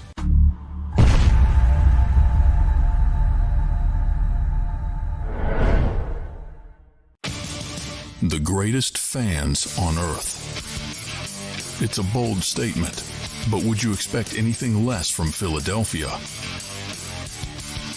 58 years of heartache creates a toughness, a grit, a resolve not found in most. Sure, our prayers were answered, but now that we've had a taste, we're looking for more. Pondley Hockey, official partner of the Philadelphia Eagles. All right, did you know I was the mommy slam dunk champion? Really? Yes, really don't sound so surprised. Let's see it. Oh, you're ready. All right, here we go. Let's hear the crowd. So go to right, I go to left, fake 'em out. Mama go up, up, up. She did it. Again? You can't avoid gravity, but United Healthcare can help you avoid financial surprises by helping you compare costs and doctor quality ratings. United Healthcare. Uh-huh. EAGLES. Eagles.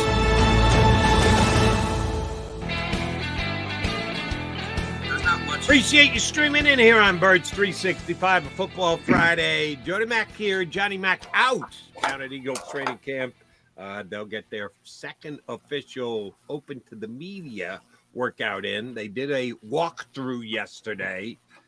Maybe get some details today on what the walkthrough yesterday was. We'll see how much work they're actually going to do in 90-degree heat at 10 o'clock in the morning. It's going to be a hot one out there today, Philadelphia. So if you hadn't headed out yet, when you do, make sure you're bringing a thing of water with you. Make sure you're well covered up because it's going to be a hot one. All right, Mark Farzetta filling in for John McMullen, doing an outstanding job with me today.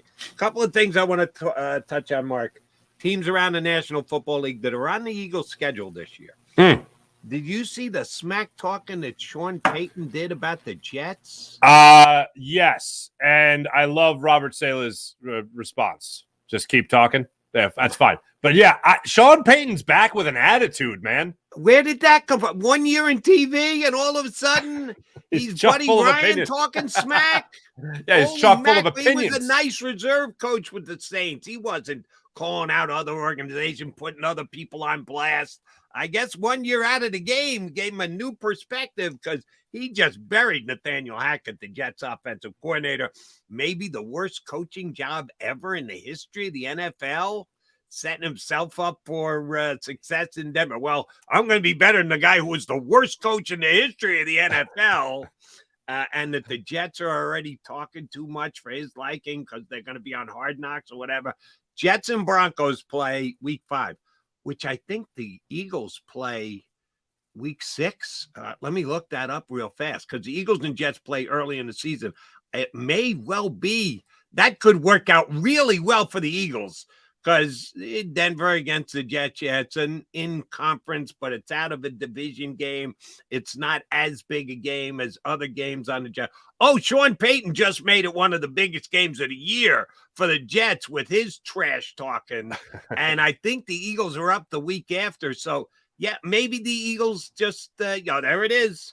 Jets schedule: Buffalo, Dallas, New England, Kansas City, which, oh, by the way, that's a pretty tough start to a year. Yeah, really. Buffalo, Dallas, Patriots, who they never beat. Jets can't beat Patriots to save their life. Kansas City. Wow, that's 4 tough games to start. Denver's supposed to be like an easy week, even though it's on the road, and then home against the Eagles the week after. Yeah, I think Sean Payton did the Eagles a big favor by getting the Jets that much more pumped up for that Bronco game. Little letdown the week after against Philadelphia. Look, I know people like to dispel bulletin board material. Let's not forget the Eagles won a Super Bowl with a ton of bulletin board material. And I think a guy like Jalen Hurts is very motivated by bulletin board material. It matters. There's zero doubt in my mind. When people dispel it, I go, I think the underdog run would beg to differ with that. But yeah, you get that team amped up. You get them acting like that week 5 matchup is going to be a Super Bowl for them, and they're going to be defending their own coaches, and they're going to be defending their own honor. Yeah, that is a little extra added motivation. And I'll say this. If you're a coach, player, whatever it might be, Micah Parsons saying he thinks the Cowboys are the team to beat in the NFC. In sports, we all know that it's sometimes it's difficult. We don't like it, but sometimes it's difficult for teams to always maintain that focus. Like, you have to be focused to have success in the NFL. You have to have that laser focus to succeed. Sometimes they drift. Sometimes minds drift and things can get lost in the schedule. A game where the Jets are playing the Broncos might get lost in the schedule. Don't do anything as a coach or player to make somebody pull focus. Like, let them deal with their own distractions, the ebbs and flows of their own seasons. Don't make them circle dates on calendars. And you're right, Jody. That could absolutely help the Eagles. If that game before them is circled on the calendar and all their focus is pulled on that, that means their focus is not going to be on the next week's game. Not that it ever should be, but amping up that previous week, that could be a great thing for the Eagles. And oh, by the way, I just ran down those 4 games for you. Jets are going to be lucky to be 2-2 out of their first 4. Okay. Home Buffalo, at Dallas, home New England, home Kansas City. So 3 of their first 4 are home. 2-2. If they're 3-1, I'd take it. But then they got the bye week. No, the bye after the Eagles. Yeah, they look ahead to the bye week. Look ahead to the bye week. No reason to even think about that Eagles game. That's a good bit of scheduling for the Eagles. That worked out well. Hold on, Jody. They got the Giants after the bye week. The Eagles won't even be on their radar. They look right past the Eagles, except for the fact that at least one talk show host has already said it's going to be an all-green Super Bowl between the Jets and Eagles. So, Jets, if you're out there, don't look past the Eagles because you're going to have to play them later in the year. Do good scouting after the fact. All right, another guy who had something to say yesterday, who you would think would have an effect against Eagles this year, but I'm not sure he's going to, is Saquon Barkley. Signed the contract with the incentives for $900,000, but no more money that he would have if he stayed on the franchise tender. And he said he had an epiphany yesterday that even if he held out, was he really going to be in any better position? Do you really think if he didn't play and the Giants went 4-13 that they'd say, oh, now we have to pay Saquon the $15 million? The chances are no. And oh, by the way, he's giving up his entire salary. So he said, yeah, I kind of needed to do this for my family. Good on him that he at least opened up his eyes to the reality of the situation, that being he's screwed. He couldn't get around it, so he had to deal with it. So he signed and he went in. Here's where it may play. This might be a little look into eagle-colored glasses. What do you think the Giants are going to be this year, Farzy? I think the Giants are going to be a 9-win team. I just think they're really. I think regardless of personnel, I just think they're a really well-coached team. I have zero respect for Daniel Jones. I just don't like Daniel Jones. I don't think he's a good quarterback. Bringing in Darren Waller, I think, is going to help their offense, but I just don't see them as being a team that is going to be worth bragging about. Let's put it that way. I'm probably right there with you, around 500. I don't think they're in the mix for the division at all. And I think they're going to be fighting their tail off just to make it as a wild card. You remember last year, Eagles and Giants played the last week of the season. One of the two teams had nothing to play for. That was the Giants. They were already locked into their wild card spot, couldn't move up, couldn't move down. They put up the "we surrender" flag before it ever started. The Eagles actually had to win that last game to secure home field advantage throughout the entire playoffs. So it was a weird setup the way that it went. And, of course, the Eagles and the Giants play again the last week of the season this year. As a matter of fact, they play week 16 and week 18, both matchups late in the year. What happens if it goes bad? You and I are giving us the Giants around 500 and what if they're like 5-11 going into week? Saquon's going to pack it in. He's just going to check out. He's going to say, oh, and you want me to put my body at risk? After I came in and did you the solid by playing that you did me no solid. Oh, 900,000. Screw you into your extra incentives. I don't care. I'm outie, 5,000. I think there's a chance that Saquon doesn't play those last 2 games against you. Absolutely. Absolutely. And as we talked about the other day, I am very curious to see where this whole running back thing goes, because no one's going to want to play running back. No one's going to want to, like, if you're Bijan Robinson, for instance, you might make some money on a rookie deal. You'll make money on a rookie deal, and then you'll try to get more money, and they won't pay you because it's almost like the biggest guarantee in sports is that second contract ain't going to be worth it for the team, that is. So this whole scenario that has played out with Saquon Barkley, I mean, to use your phrase, you run up the white flag. You surrender. and you came in early, and other running backs around the league are like, bro, come on, man, help us out. You have some sway here. So I think the only way he really catches it, because he's not going to cash in much later in his career, unfortunately, because that's the nature of the business. But he's going to get that money now. Then he's going to make sure that he is as healthy as possible before he signs that next contract. So, yes, if it all does go belly up for the Giants this year, which it absolutely could, yeah, he's going to preserve himself as much as he possibly can in the later games of the season. And I'm assuming you don't blame him one iota for doing so. No, I don't. I don't. Especially if he has the opportunity to make more money if he's healthy at the start of next year. I would agree wholeheartedly with that. All right, another note from around the league. You think Dalvin Cook, speaking of running backs, think Dalvin Cook signs with the Jets today? Definitely possible. If you're a running back, you'd love to have a quarterback like Aaron Rodgers, obviously. I think that would be a good fit for them. They definitely need help on the ground, and I think the more they add to their offensive arsenal, obviously only helps them. And if you get a guy in there that can run the football as well as Dalvin Cook can still run the football, I mean, look at the upgrades you've made right there. Those are number one guys at the quarterback spot, obviously Hall of Fame, still playing at that level, and then obviously a number one guy to hand the ball to. So, yeah, I think it's a good possibility that happens. And Rodgers not only redid his contract, he took a haircut, a $35 million haircut over 2 years to keep the Jets afloat, and he's committed for another year. So that's good. They're going to need him with that schedule I just ran down there. They got their work cut out for him early in the season due to the Jets. And the Breece Hall, they like the running back they have, but they just don't know if he's going to be ready for the beginning of the season. Mm-hmm. So you go out and get yourself a running back. So that could happen today. And one last one, Eagles opponent again this upcoming year. The general manager of the Tampa Bay Buccaneers said he's excited because it's the first time since he's been the GM of the Bucs, and I think it's like 8 years for Todd Light, that they're having an actual quarterback competition.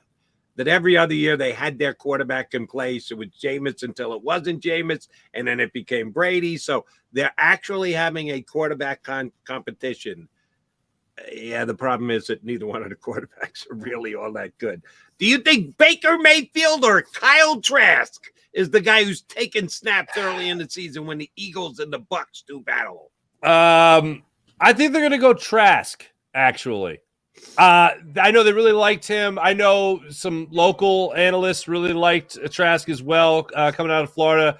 They really liked the where he could the Eagles press conference is restarting on my phone. Sorry.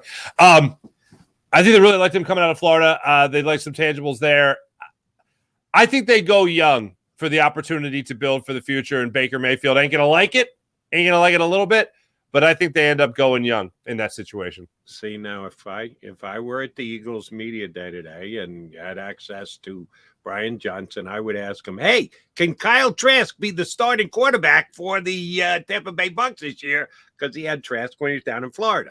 And John McMullen would scold me because you can't ask such a stupid question because he's not really going to answer it. And we only got so many questions. So shut up, McDonald. Don't you be asking dumb questions. If I were there today, I would try and get that answer out of the coach. But that's just me because I'm a little weird. You're a bulldog. That's why. Because you're a bulldog. No, I'm just a little weird. He's Mark Farzetta, fellow weirdo. Here with us on Birds 365. We got to come back. You know what we do at the end of the show, Farzetta? What's that? We always put a bow on the show. Oh, okay. Sounds nice.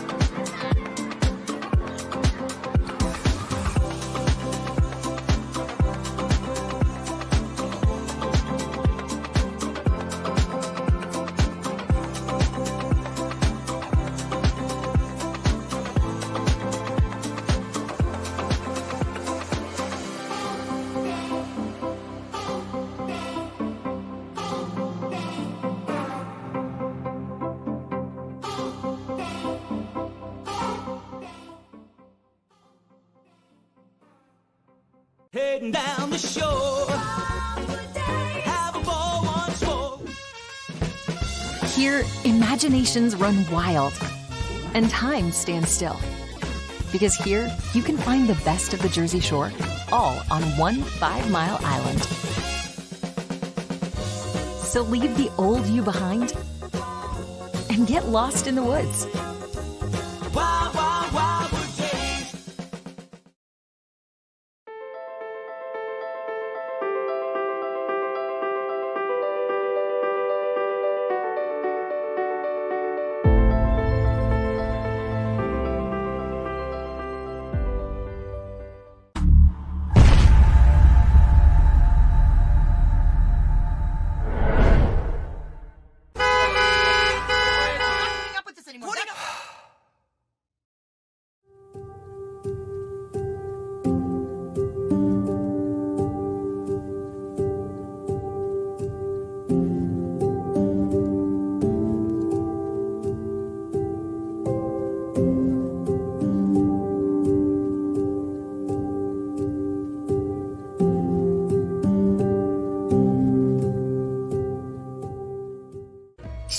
and save in southeastern PA and Delaware with Colony Pools this football season, and let the experts close your pool with a custom Merlin safety cover in green for the birds. And if you join our Winter Watch team, we'll give you another 20% off, and Colony Pools will handle it all. Keep your tiles on your pool, not in your pool.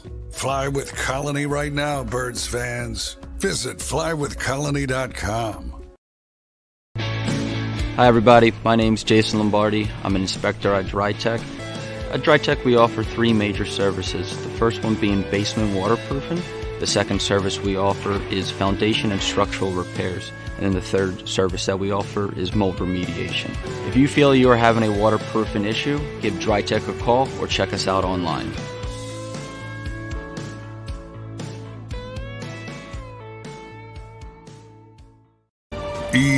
EAGLES, Eagles.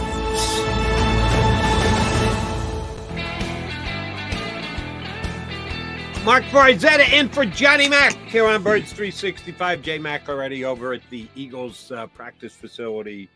They're going to get maybe 48 minutes in today would be my guess. It's way too freaking hot to be. And the Eagles trend toward doing less. Less is more anyway. And in today's seat, you can't really blame them. So Johnny Mac already heard from the defensive coach, Sean Desai. Be interesting to see what he says. Check out John on Twitter. I'm sure he'll be updating some stuff there. Let me ask you about the guy who spoke on Wednesday, Howie Roseman. We haven't touched on Howie at all today. Before you know it, we're going to have the joint practice and the preseason, and then we're going to get to the week before the season. And we'll find out if the Eagles are going with the linebackers they have or if Howie Roseman has made a change or an addition, which would probably include a subtraction. If I gave you these 3 options, Mark Farzetta, tell me which is most likely. The linebackers on this team, on this roster as of today, will be the same group that is on the roster week 1. Howie Roseman will make a trade, probably not a big one, but a day 3 draft pick somewhere thereabouts to get themselves at least more depth, if not a better and improved starter at linebacker. Or the Eagles will be playing the comb the waiver wire game after that cut down all the way from 90 to 53, and everybody and his brother becomes available, and you just have to pick out the right guy, procure his services, claim him, win the waiver claim, because that's a problem. Eagles are going next to last on the waiver claim. Anybody who puts in a waiver claim, you got to go through 30 teams before you get to the Eagles, because the only one that has the waiver rights after them is the Kansas City Chiefs. So that's kind of a nervy game to play and think you're going to get there. You could get lucky, but it's nervy just the same. Which of those 3 is most likely? They're good as is, they trade for a linebacker, or they go waiver wire purposes? I think the most likely scenario is they trade for a linebacker. And as you said, 3rd, 4th, 5th rounder is probably what they're going to do for depth more so than anything. Time out, Farzetta. Did you say 3rd rounder? I thought you said 3rd rounder. No, I said day 2. Oh, no, I meant day 2. Yeah. Okay. Did I say day 2? Excuse me. They're not going to trade it. You might be right. You're correcting me. All right. Because if you dare to talk about a day 2 pick, yeah, John McMullen will shoot you down. The Eagles don't give up day 2 picks. No, and they're not doing that for depth. It has to be day 3, rounds 4, 5, 6, or 7. They're not giving up a 1st, 2nd, or 3rd rounder for depth. So let's just let me just be. If the guy's good enough to start, will they give up a 3rd round pick? No, because I think they have a guy like Nakobe Dean who was already a 3rd round pick, although it was supposed to be a steal. Whatever. Let me say this so people understand where I'm coming from. Nakobe Dean is your starting middle linebacker this season. Yep. Okay. I think they do want depth. I think when you're starting to talk about names like Christian Ellis, for instance, and you're even starting to talk about names like Von Sumeren, right? Yeah. Out of Michigan State, then Michigan State. Special team specialist. Yeah. Special team specialist that is very raw, was a running back, fullback, and then made the transition to linebacker. I hear a lot of people just rave about him basically based on his like physical abilities, but not necessarily his linebacking abilities. If he really shows that he can learn quickly and he could be depth when it comes to the linebacking position, then maybe they don't make another acquisition. But I don't see that happening, which is why I do think the middle thing happens, to your points. I think they add to the linebacking core. Draft pick. Yes. Yeah, whenever. The guy I wanted, in case you hadn't caught the show, which you should have seen at least once because we talk about it every day for 4 weeks. I'm a Patrick Queen fan from Baltimore, and he had a really good last season with the Ravens, and it's gotten progressively better every single year. His first year as a rookie, for where he was drafted in the first round, you might even call it disappointing. His second year was fine. His third year was really good. They chose not to pick up the fifth-year option, so he's playing on the fourth year of his deal. I said I would give up a third-round pick to get my hands on him. John said, there's no way they're going day 2. And then, well, then you're not going to get him. And had Vinny Serrato on, who does sports talk in Baltimore every day, a couple of weeks ago, and said, yeah, they're not trading him, that whole thing, because they didn't pick up the fifth-year option. Ooh, they're looking to move away from him. No, they're not. They're going to keep him. They're going to play him. So it became a non-story anyway. But I think he's worthy of at least a third-round pick. That's why John and I always argue about it. No way Howie Roseman's giving up a day 2 pick for a linebacker. They don't value linebackers enough to give up a day 2 pick. And John's probably right, but I'm just a bigger Patrick Queen fan. Yet they have a day 2 guy starting. Yeah, and I'm one of those who said he was a day 2, second half of day 2, a third-round pick we should have gotten in the second round, and the Eagles were lucky. Oh, but the Eagles hate when you say that they're lucky. They were lucky that he fell to them in the third round, and yes, I think he's going to have a big year this year. Mark Friesetti, you did an outstanding job for John McMullen. We may task you to do so again because Johnny Mac's got to run as often as he does over to practice. Whenever you and I get together, be it here on Birds 365, or if you need me on the Farsi show, I'm down with you, brother. Anytime you need me, hopefully you and I can do this again. Back at you. Tonight, I'll be back, by the way, with Phillies coverage for the JAKIB Media Fightin's post-game show, so don't miss that after Phillies Pirates tonight. 7:05 start time for the game. I'll be on right after. Very nice. We appreciate Mark Farzetta. Thank you very much for streaming in.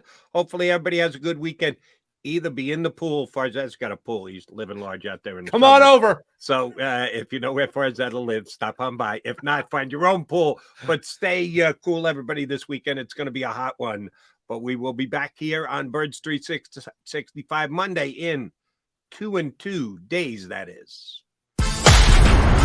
You've been listening to Birds 365, the destination for the passionate Eagles football fan who bleeds green. If it's Eagles football, we're talking about it. Debate inside the locker room and guests that are some of the greatest football minds from around the region. We hope you enjoyed the show. We know we had a blast. Make sure to like, comment, and subscribe, and we'll be back soon. But in the meantime, hook up with us on social media at JAKIB Sports. See you next time on Birds 365.